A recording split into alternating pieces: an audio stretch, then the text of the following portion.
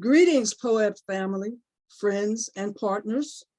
I am Bernadette Bailey, editor of The Spirit, the e-newsletter of the Places of Worship Advisory Board, also known as POWAB.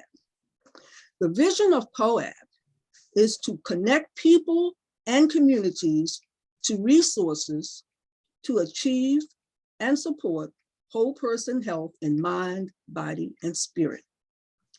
Our mission in partnership with DC Health is to develop and nurture an interfaith network that advocates for resources, policies, and programs that prevent and treat infectious diseases, to eliminate disparities in health outcomes, and to promote whole person health. POWAB is governed by an executive board consisting of faith-based leaders from the DC metropolitan area and representatives from DC Health. Since faith is a crucial part of POWAB's existence, the decision was made to spotlight from time to time in the newsletter places of worship in the metro area, be they churches, mosques, temples, or synagogues.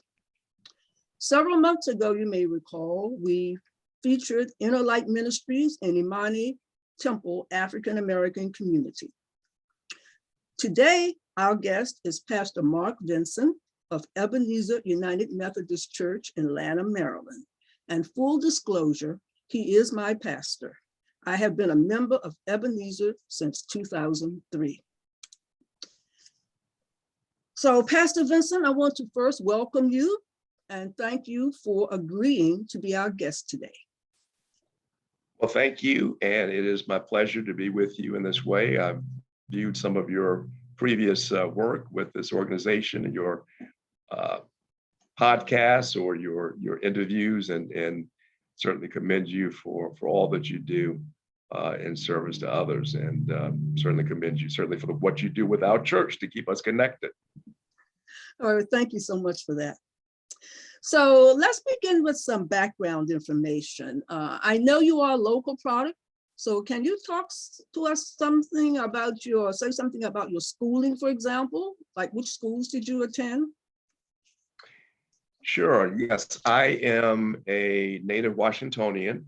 I was born and raised in Washington, D.C., and I have 4 older siblings. So I am the youngest of 5. My parents came here from New Jersey. They met at Howard University and planted roots in the Washington area. So I and my siblings, we all grew up in Washington, D.C. I am therefore a product of the District of Columbia public school system. And from elementary through high school, I have been attending the public schools of the District of Columbia. I was blessed to be one of the first to matriculate at what was then a relatively new science and math program that was located at Ballou High School in Southeast Washington, D.C. And I think I was the second class. There was one class ahead of me, but I was in the second graduating class of that school. And so that was my high school experience. And from Ballou, I was blessed to spend my senior year at Howard University in a program they had for high school seniors. So instead of my senior year at Ballou, I actually had a freshman year at Howard University. That would have counted as my senior year of high school. And then from there, I was admitted to Harvard University and got my Bachelor of Arts degree from Harvard University. And I was an economics major there, not knowing a whole lot about the field of economics before I decided to major in it. But at that time, it was a way for me to sort of broaden my understanding of a lot of different social science areas. So economics sort of connects with a lot of different things. So I thought that this new field of experience for me would give me entree to understanding a lot of other different areas. And so I was able to focus on economics as a major. And at the time, I knew, even though in the back of my mind, I thought I might be involved in some form of ministry, I did not suspect that I would be going into pastoral ministry anytime in the immediate future. Mhm. And therefore, I wanted to have a broad background. And after graduating from Harvard and spending a couple of years working, I felt the call to ministry. And that's when I decided to apply to seminary and went to Union Theological Seminary in New York City. So that's just a little bit about my educational background and how I got to a place where I am able to draw from a variety of fields in terms of my work in ministry. That's very interesting. That's very interesting. I always wondered how you go from economics to theology. You told us how. Well, what was your family's home church? Since you're a native Washingtonian, I'm assuming that you attended one of the local churches. Your family attended one of the local churches? Yes, my family, all of my siblings and I were raised at Asbury United Methodist Church in downtown Washington, D.C. And I am the last member of my family who still has Methodist ties, even though we were all raised in a United Methodist Church. I have a very ecumenical family. My siblings are now Baptist and Catholic. Mm-hmm. And I remain the sole United Methodist, but we were raised at Asbury in downtown Washington, D.C. Yes, that's one of the older African-American churches in the city, I believe. It's been around for a long time. It is. I think it had its roots in the 1800s, latter part of the 1800s, if I'm not mistaken. So it is an historic African-American church. And it was at the heart of a lot of activity historically in the Washington area. So that was a blessing to be a part of that, being able to have that as part of my formative experience. As a young congregant there, did you have any participation in the church, such as being an acolyte, or, well, in the Catholic Church, they say, for the young men that they call who help the priest with communion and all, the altar boy.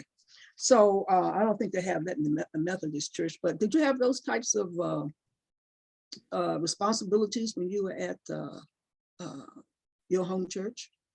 Absolutely. I was very active in my home church from my earliest years. I think I started off attending Sunday school and then began to be involved in different ministries of the church. Acolyte is one ministry that you mentioned that I was a part of. I was part of the youth council at Asbury, which was sort of the youth leadership group, and part of a choir, a youth young adult choir.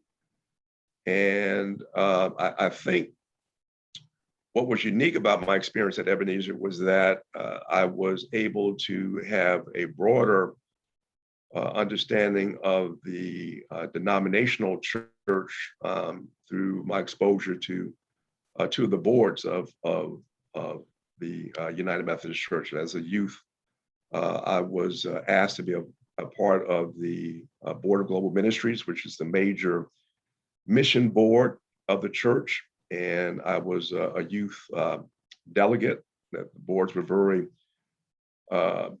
conscientious about having representative membership on the board. So there were few youth delegates who were part of the board membership in addition to the regular board membership. Also, I was connected to another organization called Black Methodists for Church Renewal, which is the Black Caucus of the United Methodist Church, and was also privileged to be a part of that national board. So those experiences, I think, were what helped me to have a much broader understanding of our United Methodist Church. And I just lost my video, so I will try to get back to where I can see you again. Yeah, well, we can see you. So the next question I wanted to move on to was, how long have you pastored at Ebenezer? I came over to Ebenezer in 1990. So it's been quite a sojourn here. I've stopped counting the years. It's not a typical United Methodist experience. We do itinerate, and so have been blessed to be a part of a congregation, service to a congregation for a number of years that are not typical. Yes, yes. Well, I did hear a story, a remarkable story about the first Ebenezer church was rolled down the street on some kind of flatbed truck or something like that. It was moved from one location to another. And that sounds pretty remarkable. Can you talk a little bit about that? Well, from what I understand, and even though I've been at Ebenezer a long time, I wasn't there when that happened. What I understand, yeah, Ebenezer was part of another congregation that was further down the street, and I think that as what happens in a lot of mixed congregations, there was some separation of the Black congregants from the white congregants. And I believe the Black congregants were, one of their members had land up here on this side of Ebenezer Lane and donated land to the church. I think her name was Jenny Keys. And so when that land was donated, the church was able to, physical structure was able to be rolled up the hill to, I guess, the site where we currently exist today. But it just goes to show you that we've had a lot of pioneers in our church history who were able to do some very monumental things, and so certainly relocating and having a space of our own was a blessing that we were privileged to have by virtue of those pioneering members. Well, in what year was the original church founded? Yes, our original church dates back to 1885. Okay. Great, great. So we're going to move on a little to current things now. And if I recall, the last time Ebenezer met as a full church was in March of 2020. And since then, you know, we've been impacted by COVID-19. So are you holding in-person services at Ebenezer now? And if so, what kind of measures have you enacted to protect the congregation and to ensure that their health? Sure. Well, we've been having in-person services since mid-July of 2020, which was, let's see, March, April, May, June, July, about 4 months after sort of the official pronouncement of the pandemic. And in those intervening several months, we did have a church planning team that took advantage of all of the information and guidelines from the county, from the conference, our conference planning bodies, and the Center for the National CDC.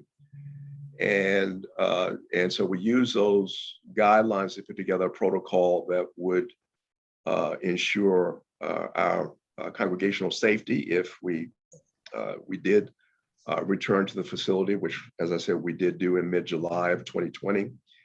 And so we were sure to take advantage of all of the protocols that were recommended, such as social distancing. We marked out space within the sanctuary church overall where we could be appropriately.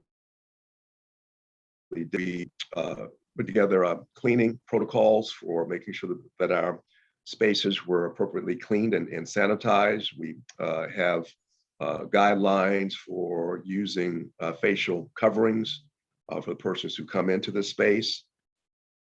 We do a thermometer check. We make sure that we don't, we're aware of any possible situations where people might be coming in with a temperature or a fever. And so we're doing everything that we have been advised to do to make sure that we have a safe space for worship and for meetings. Yes, yes.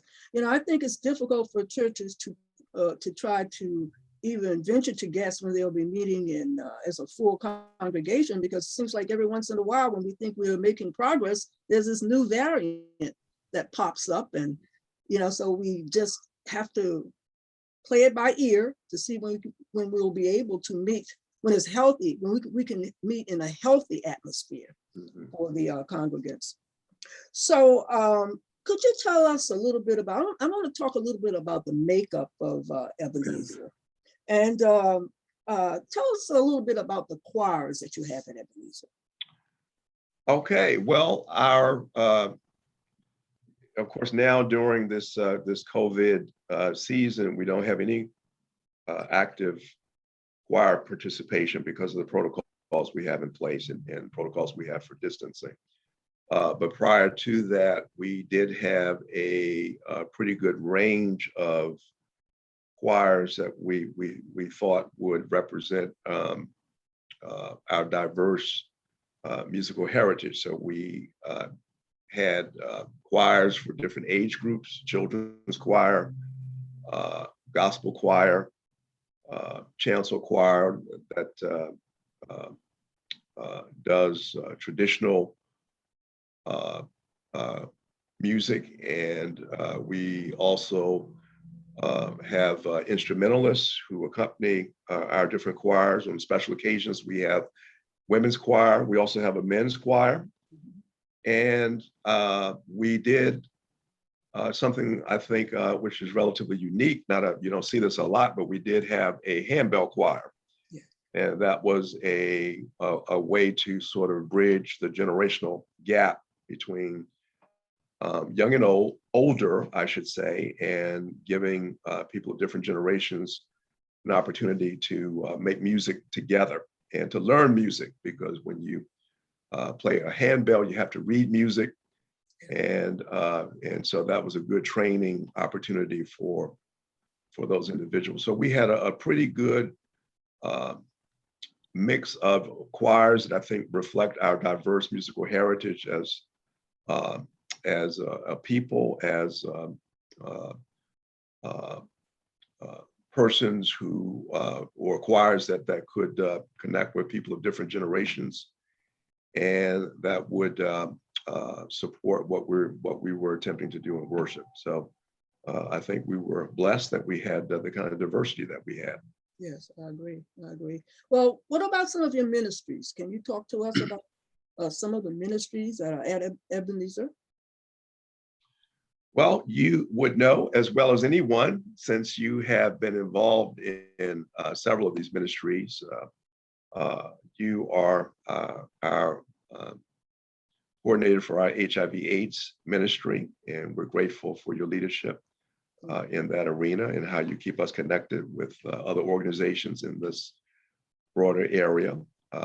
You're also the president of our United Methodist Women. Yes. And we have a counterpart in the United Methodist Men. And we have I think, a broad range of different ministry groups. We have an outreach ministry that focuses on what the name implies, outreach to the community through our partnering with entities such as James McHenry Elementary School, and our support of different agencies that do good works in the community. And we are very conscientious about making sure that we have good nurturing ministries that feed our people so that we can go back out into the world as disciples of Jesus Christ and be in a position to do what God has called us to do. So those nurturing ministries are like our Bible study groups, our Sunday school classes, and our youth and other age level ministries that help to help people to be nurtured in their faith and in their witness to others. So we do have I think, a very broad reach with what we attempt to do in ministry. And even on in the county level, we're part of something called Interfaith Action Communities of Prince George's County. So we even link up with other faith organizations to be involved in ministry in this county. Yes. Well, I happen to also know that every October you celebrate International Sunday. So I'm assuming that you have a diverse congregation. So would you talk to us a little bit about that? What's the focus of International Sunday? So International Sunday gives us an opportunity to celebrate our international heritage as Christians. All of us, I'm sure, will recall the original pivotal experience that established the Church Universal, which was the day of Pentecost, when pilgrims gathered in Jerusalem from all parts of the known world. And that was the day in which the Spirit was unleashed and the church was formed. And so we know that we have Christians in all parts of the world, and we gather as a church family out of our own diverse backgrounds. We have persons who at Ebenezer who have very distinct ethnic and cultural lineage. And so we try to celebrate our diverse heritage as God's people, and remind ourselves that despite our diversity, we are all united in Christ.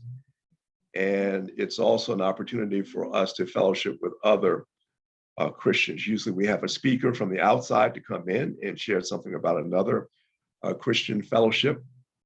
And then afterwards, we typically have a feast on the church grounds. And so that's a way for us to celebrate the gifts that God gives us to share through our diverse heritage as God's people. Well, I also know that you share the venue with a Hispanic congregation. So could you address that? Yes, we have now shared our facility, our church facility, with La Vida Church, which is, as you said, an Hispanic congregation that came to us maybe several years ago, looking for space for their members to worship in and do Bible study. And at that time, and I think they originally came to us because they saw during one of our International Sunday celebrations, they saw us feasting outside on the church grounds. And so that's what first piqued their interest about this space.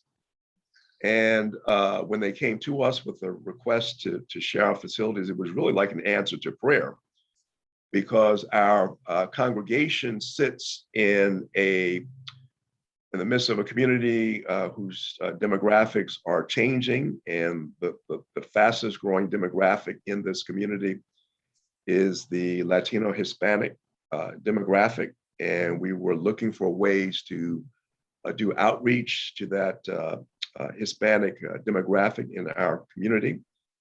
And so when they came to us, we viewed their request to share space not only as just an opportunity for us to share facilities, but also, and perhaps even more importantly, an opportunity at some point to share in ministry and mission to our broader community. So we're still in our formative phase where we are beginning to get to know each other and beginning to, I think, understand the ministries that we all are able to participate in. And I think that the seeds have been sown for this larger ministry that will take place hopefully in the at some point in the near future. Yes, yes. Well, Pastor, I also know that you lead a very, very healthy lifestyle. Now, when I came to Ebenezer, you were a vegetarian, but now it looks like you've upgraded to being a vegan. Now, I haven't even reached vegetarian yet, so I think vegan is way off for me. But could you tell us when this interest in such a healthy lifestyle began? Well, I've always, I should say, I guess, beginning in seminary, I began to be more conscientious about my lifestyle and the things that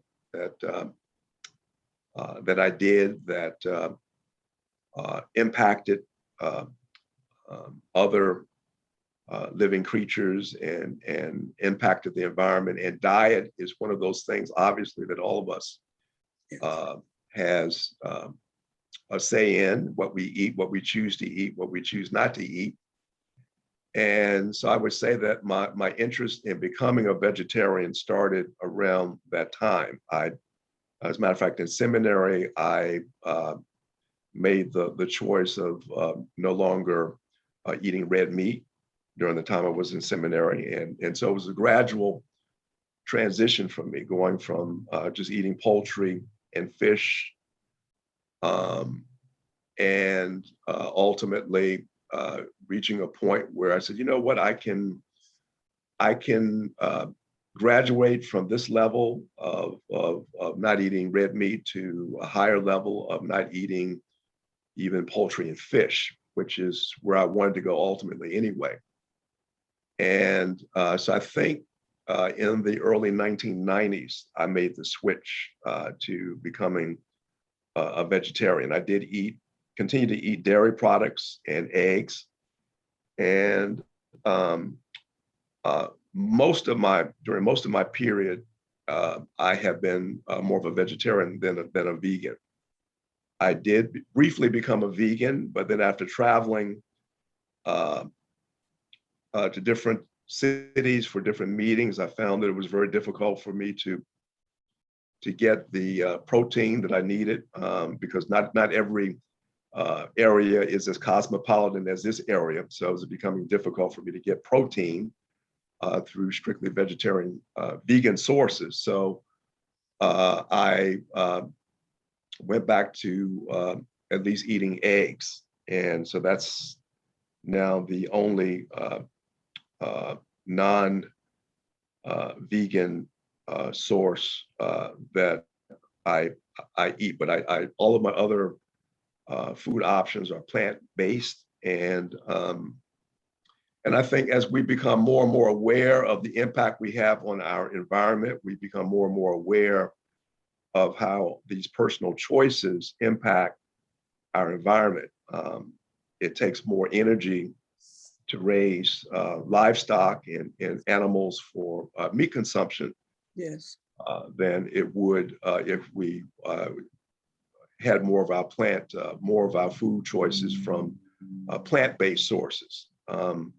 Not to mention that as the population grows, it becomes more and more difficult to produce the type of food systems that we're used to humanely, because most of the meat sources are produced in such a way that they're mass produced, and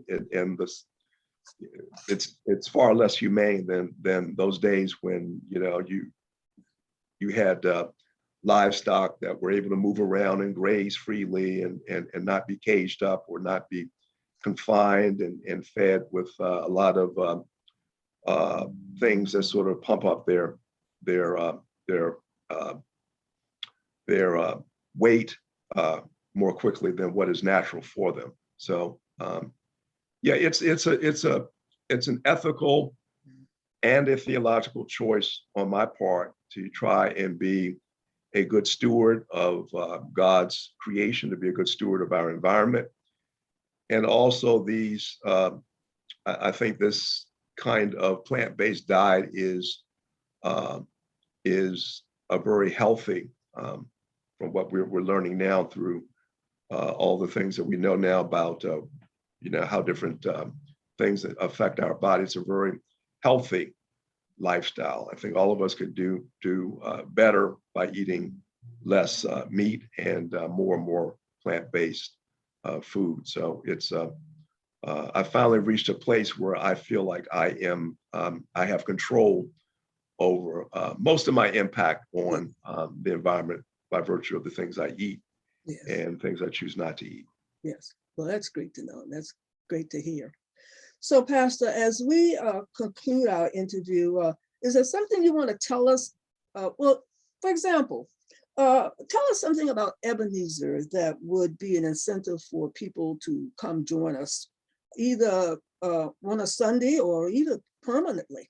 Is there something about Ebenezer? Tell us something about Ebenezer that would encourage people or make people want to come to join us. Yeah, I think one of our greatest attributes is that this is a place that people will feel the love of Jesus Christ.